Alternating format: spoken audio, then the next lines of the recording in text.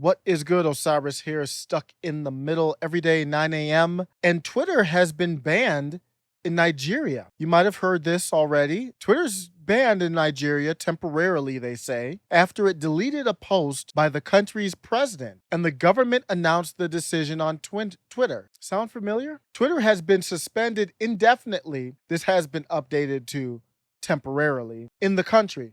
The Nigerian Federal Ministry of Information and Culture wrote in a Friday Twitter thread citing persistent use of the platform for activities that are capable of undermining Nigeria's corporate existence. Getting too much power, huh? You see, they saw in Nigeria what happened to 45, and they're like, y'all ain't gonna do that to us. Like, that's how it starts. You ban a tweet, then you say, you know what? We're going to put you in timeout for 2 weeks. The president of the country, who, based on what I've read here, hasn't broken any of the country laws, but he's broken laws on Twitter. How does that work? They saw what happened to 45 and they're like, hell no, that's not going to happen here. But don't get me wrong. I'm not here to support Nigerian politics or President Muhammadu Buhari. I don't know him. I don't follow Nigerian politics. I just find this situation here pertinent to what's happening across the world and, of course, at home in the States. The ban comes after Twitter deleted a Tuesday post by Nigerian President Muhammadu Buhari in which he said he would treat those misbehaving today in the language they understand. You know that's a threat, obviously, interpreted as a threat of violence against a secessionist movement in the country. Twitter said the tweet violated its abusive behavior policy. Residents of Africa's most populous country who try to use virtual private networks or VPNs to get around the ban will be prosecuted. So they're not playing games right now. Twitter said the tweet violated its abusive behavior policy. What does that mean? When I go back, I looked at this was posted by Andy No, and these are Antifa types. So Antifa is openly promoting a radical pride parade on Twitter.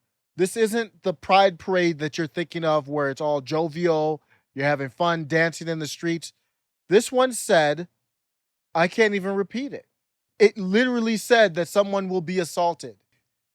It just on the site, the same site that just said that the Nigerian president violated abusive behavior policy. You see, Twitter, Google, Facebook, they have one policy. I don't understand why there's terms of agreements. What are we agreeing to? There's one policy. The policy is we have the right to kick your ass off for any reason that we want to. Signed here. Why is there all this other stuff in there? There doesn't need to be any policy. Same with Twitch, Amazon with Twitch. There doesn't need to be a policy. They pick and choose when to implement it. The policy is, this is our website. We've attached to the government to protect ourselves. We're private companies and we get protection from Section 230. So you can't sue us. So we're protected from you suing us from the judicial system. We're tied into the executive and legislative branch. We're untouchables. We're part of this tech totalitarian society. Don't get it twisted. There is one line. There shouldn't be no terms other than we can kick your ass out of here anytime you want to. You ain't got to go home, but you got to get the hell up out of here. That's it. There doesn't need to be all these pages of the abuse policy and then the nudity and then this is inappropriate. No. You don't need all that. Like we can do whatever the hell we want. That's the policy. Y'all are going to love to hear this. Twitter public policy. We are deeply concerned by the blocking of Twitter in Nigeria. Access to the free and #open internet is an essential human right in modern society. Whoa. Let me continue. We will work to restore access for all those in Nigeria who rely on Twitter to communicate and connect with the world. #keep it on. It's like you put a pretty bow on top of this package of authority. It's an essential human right. They have the audacity to say this after they just banned Naomi Wolf. They've banned President Trump. I mean, are you serious? I am deeply concerned by the suspending of 45 on Twitter. Access to the free and open internet is an essential human right in modern society, even if you disagree with their politics. Amen. Some more comments. Twitter only cares about free speech when you think like they want you to think. Otherwise, you're censored, shadow banned, and suspended. You're fooling no one. On top of all that, there was a diplomatic joint statement from Canada, EU, Ireland, UK, and the United States of America. They're conveying their disappointment over the government of Nigeria's announcement suspending Twitter and proposing registration requirements for other social media. We strongly support the fundamental human right of free expression and access to information. So if you do that, then we already have laws on free speech. Why do we need different rules on Twitter? I've talked about that. I'm going to link it up here in a video I just did. I'm going to end with this. It's hard for me not to be petty and kind of gloat and be happy to see Twitter be banned somewhere else because they do that to other people, obviously.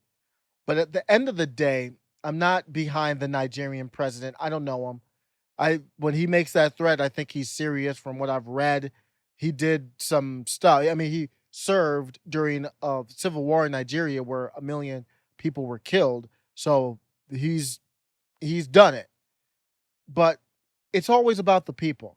Twitter's app is popular with Nigerians. Twitter's app is popular with young Nigerians, 64% of whom are under 25 years old, according to the UN. It ranks as the 6th most used social media platform in the country. Twitter said it's concerned about the ban and will work to restore access. My thought is with the people. And there's a lot of people who had nothing to do with this stuff. There were a lot of people who are using Twitter to make good things happen for their country, and they're caught in the crossfire and they lose one of the main forms of communication. Not good. What's the answer? This was weird. The government was able to retract or retrieve Bitcoin that was paid in the ransomware attack for the Colonial Pipeline. I didn't know you could do that. But I'm still going to compare this to Bitcoin, a decentralized social network. That means there is no head honcho. No one is running it. It is like a truly snake without its head, just a bunch of tentacles all over the place. I'm going to do a separate video just on this, but we know the major concerns of the social media we have now. Users are the product, not the customer, because it's our data. These sites are free to use, but you have to pay that price of giving up your privacy. Advertisers are not just companies that want us to buy their goods and services, but also ones that want us to think a certain way about a political candidate or social issue. So if you're decentralized, then you don't have ads like that, most likely.